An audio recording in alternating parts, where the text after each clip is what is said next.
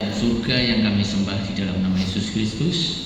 Ya Tuhan, kami sungguh bersyukur dan berterima kasih jikalau Engkau telah mempertemukan kami pagi-pagi hari ini untuk senantiasa diberikan kesempatan dan waktu untuk mengungkapkan rasa syukur kami, untuk bersama-sama kami akan membangun ibadah doa pagi di pagi hari ini. Ya Tuhan, kami yakin dan percaya Roh-Mu yang kudus senantiasa hadir di tengah-tengah kami, sehingga membawa kami untuk senantiasa mau memberikan segala tubuh, waktu, hari untuk kemuliaan nama Tuhan di pagi hari ini.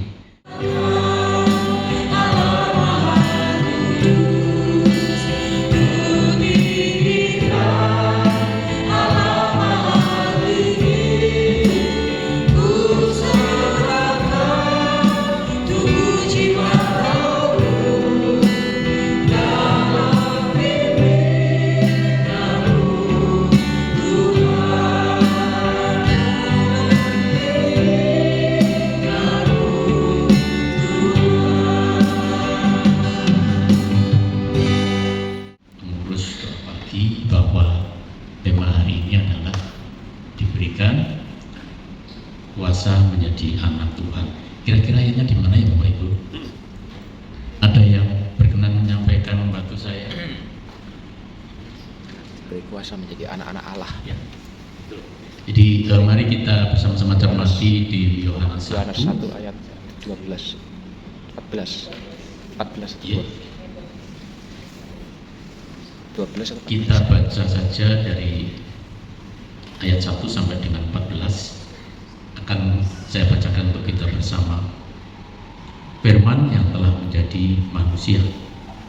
Pada mulanya sudah ada firman. Firman itu bersama dengan Allah, dan firman itu adalah Allah. Ia pada mulanya bersama dengan Allah. Segala sesuatu dijadikan melalui Dia, dan tanpa Dia tidak ada sesuatu pun yang telah jadi dari segala yang telah dijadikan. 4. Dalam Dia ada hidup, dan hidup itu adalah terang manusia. Terang itu bercahaya di dalam kegelapan, dan kegelapan itu tidak menguasainya. Datanglah seorang yang diutus Allah, namanya Yohanes. Ia datang sebagai saksi untuk bersaksi tentang terang itu, supaya melalui Dia semua orang menjadi percaya. Ia bukan terang itu, tapi ia harus bersaksi tentang terang itu. Terang yang sesungguhnya yang menerangi setiap orang sedang datang ke dalam dunia. Ia telah ada di dalam dunia, dan dunia dijadikan melalui Dia, tetapi dunia tidak mengenalnya. Ia datang kepada miliknya, tetapi orang-orang miliknya itu tidak menerimanya.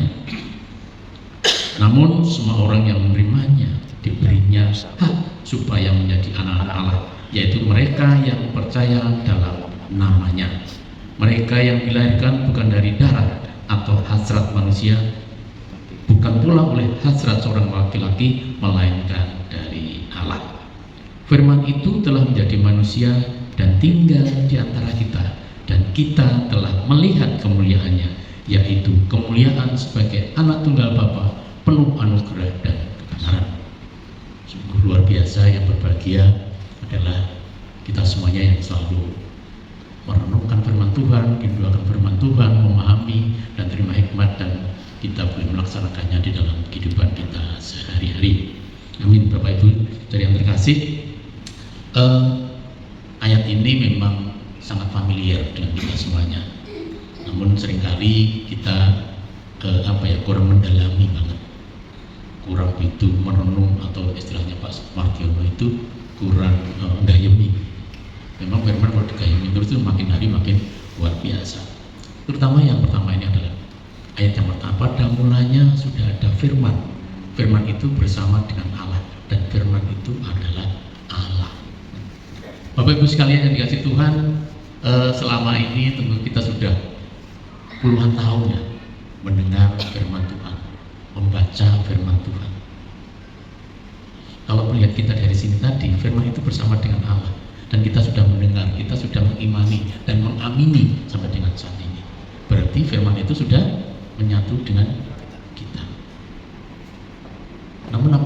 Jadi setelah Tuhan ataupun firman melalui firman-Nya itu kita sudah menyatu dengan kita, seringkali kita lupa, kita masih khawatir, kita masih ragu, kita masih kayaknya tidak punya harapan untuk masa depan itu. Betapa baiknya Tuhan. Firman telah menjadi manusia dan diam di antara kita. Jadi Tuhan tidak hanya di depan kita, tidak hanya di samping kita, maupun di belakang kita, namun sudah menyatu. Bapak Ibu, untuk kita bisa biar kita makin lengket dengan Tuhan. Seperti kalau saya tuh menggambarkan Tuhan itu ya seperti di kalender, di gambar-gambar, ganteng, katanya itu, tinggi besar, sorot matanya begitu kasih, pakai jubah putih yang lembut, betapa wibawanya, betapa luar biasanya figur Tuhan itu. Saya kalau membayangkan itu tidak berkutik saya. Oleh karena itu Bapak Ibu, untuk kita bisa mengimani, menurut saya itu penting untuk menggambarkan, mengilustrasikan, membayangkan Tuhan itu dengan figur seperti itu, kita akan tunduk banget itu. Kita melihat saja nggak berani, karena begitu Tuhan itu luar biasa kemuliaannya, sehingga apa yang Dia katakan itu untuk kebaikan kita, bukan untuk Tuhan sudah tidak butuh kebaikan karena memang Dia sumber baik. Karena itu kalau kita menggambarkan Tuhan seperti itu, kita akan tunduk banget itu. Kita nggak akan mungkin cengengesan, kita nggak mungkin akan ala kadarnya pas kita merenungkan firman. Karena firman sendiri ini adalah Tuhan itu sendiri, Allah itu sendiri.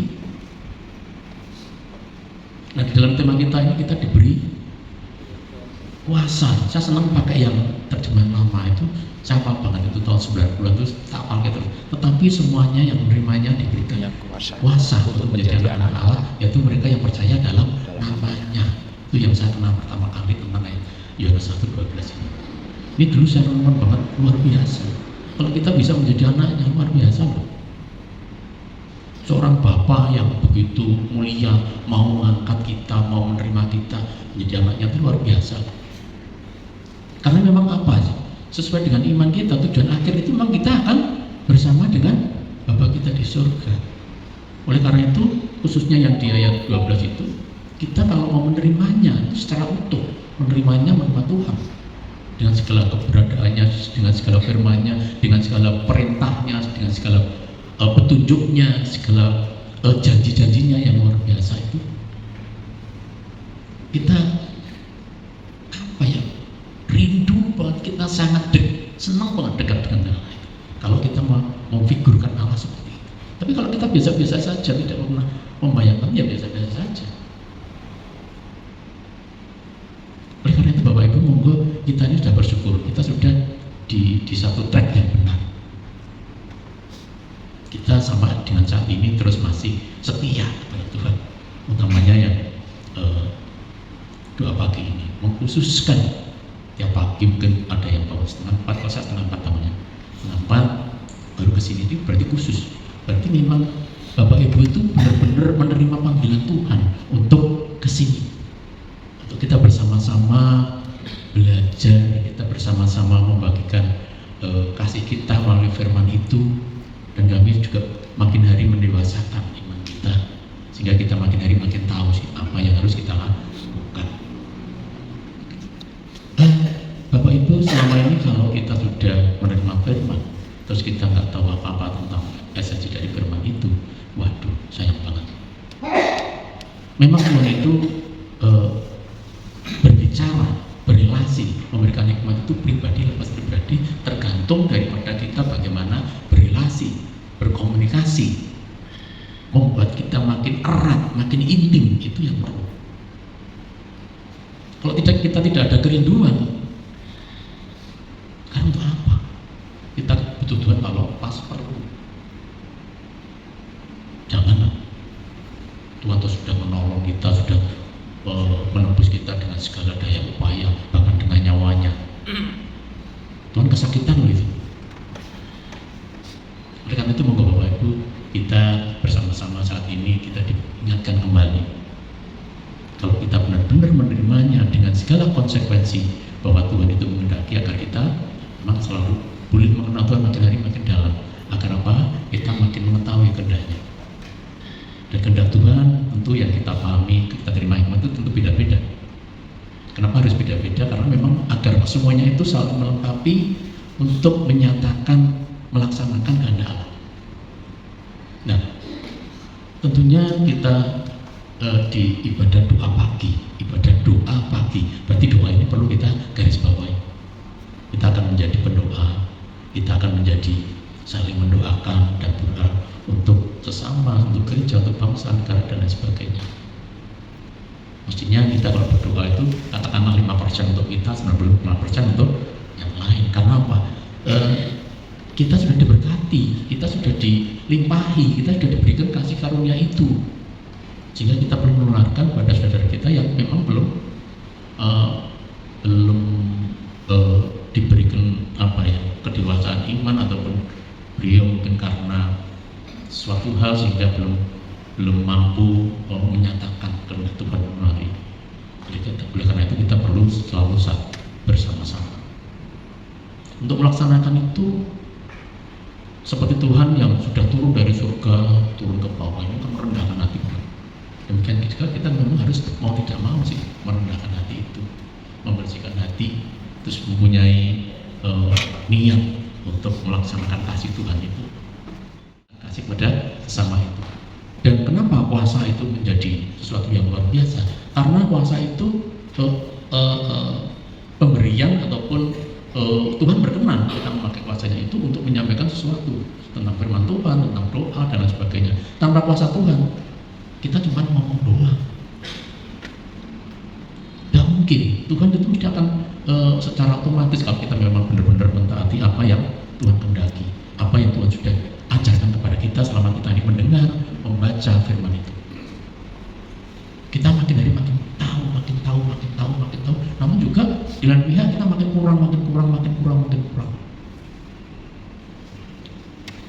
Oleh karena itu Bapak Ibu, kita selalulah membayangkan Tuhan yang luar biasa, yang ganteng, yang lemah lembut, yang punya kemuliaan yang luar biasa. Kita melihat pun juga tidak akan mampu. Oleh karena itu dengan begitu kita akan benar-benar serius mendekat, serius untuk boleh berrelasi, serius untuk boleh berintim dengan Tuhan. Dan puasa itu kita yakin, dan Tuhan juga seperti apa yang kita tunjukkan kepada Tuhan, Tuhan akan tahu hati kita. Dan karena itu hati kita itu jangan sampai kosong dengan firman Tuhan itu.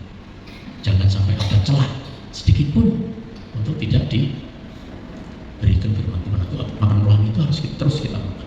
Kalau ada celah sedikit, yang masuk siapa? Nah, yang masuk itu ya depan gereja itu bisa masuk. Nah, Tuhan tidak ada toleransi.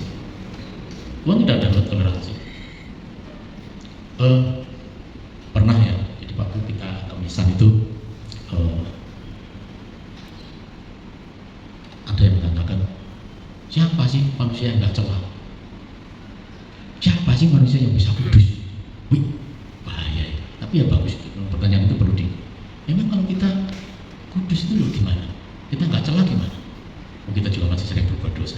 Namun itu jangan ditoleransi ataupun dibiasakan untuk kita terus dengan sengaja berbuat dosa. Kita nggak mungkin bisa dikatakan Tuhan dengan perbuatan kita, dengan intelektual kita, dengan latar belakang kita, nggak mungkin. Itu karena kasih karunia itu tadi. Tuhan berkenan merangkul kita, menarik kita dan sebagainya. Tapi memang Tuhan tidak memaksa kok. Tuhan itu berharap. Di Alkitab katakan juga tidak mau orang itu menjadi binasa. Karena Tuhan mengasihi. Coba, Tuhan juga mengasihi yang di sebelahnya itu kan penjahat. Coba kalau misalnya kita suruh milih, ayo ini menurut Tuhan Yesus disalib, kalau penjahat yang disalib dan sebagainya, kita mesti akan pilih penjahat itu. Tapi di lain pihak Tuhan mau menanggung semuanya itu. Demikian juga kita ini puji Tuhan sudah diangkat oleh Tuhan. Dan sampai dengan detik ini kita sudah diingatkan bahwa kita ini sudah boleh menjadi anak-anak Tuhan itu. Oleh karena itu, monggo ini kita terus kita pupuk, kita tingkatkan relasi ini yang sudah dalam track yang luar biasa ini, makin hari makin meningkat sampai dengan kesudahannya. Jangan sampai waduh aku tua, aku merasa moco, aku serapati dong, anu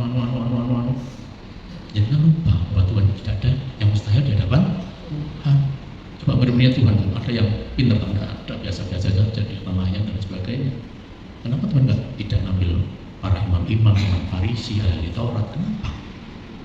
Justru dengan kerendahan hati Tuhan itu, maka kita boleh sampai dengan saat ini masih bertahan. Pasti ya. Mohon Bapak Ibu, kita makin hari makin dekat. Kita rindu beneran. Tidak hanya butuh Tuhan saat di kelemahan. Beberapa waktu Kamis yang lalu juga kita membicarakan tentang Paulus yang dalam kepahitan, dalam kelemahan. Itu pun Paulus memohonnya sudah sampai 3 kali ya. Itu padahal Paulus itu pinter, ya, luar biasa. Tapi dalam kelemahannya dia tetap memohon Tuhan. Apapun yang terjadi kalau kita mengandalkan kekuatan kita ya mentok sampai situ-situ aja. Tapi apa kata Tuhan? Di 2 Korintus 12 ayat 9 ya Pak Marta ya? 9 dan 10. Nah, itu mengatakan cukuplah kasih karuniaku ini untuk kamu, untuk mengatasi segala kelemahan dan keterpurukan yang menghimpit itu. Nah, kalau saya tentang kelemahan itu ya, jadi saya membayangkan juga waktu itu tentang Ayub juga demikian. Namun kan kalau Ayub itu Tuhan mengatakan bahwa Ayub itu orang yang soleh atau sangat saleh di Israel sana. Tapi kalau yang Paulus ini kan orang yang luar biasa, punya pemikiran yang pintar dan sebagainya. Ini pun dalam kelemahan pun dia juga memohon Tuhan seperti itu. Nah, saya mendapatkan nikmat dengan kelemahan. Kelemahan itu berarti saat kita benar-benar di titik terendah di dalam suatu himpitan ataupun permasalahan, sehingga memang dia akan dengan tulus memohon kepada Tuhan. Nah, demikian juga Tuhan pun itu butuh ketulusan itu, kejujuran itu, ketidakberdayaan itu. Artinya apa? Bahwa kita mengakui bahwa kita ini manusia-manusia biasa saja, lemah lah. Walaupun kita punya gelar 1 meter itu tetap aja.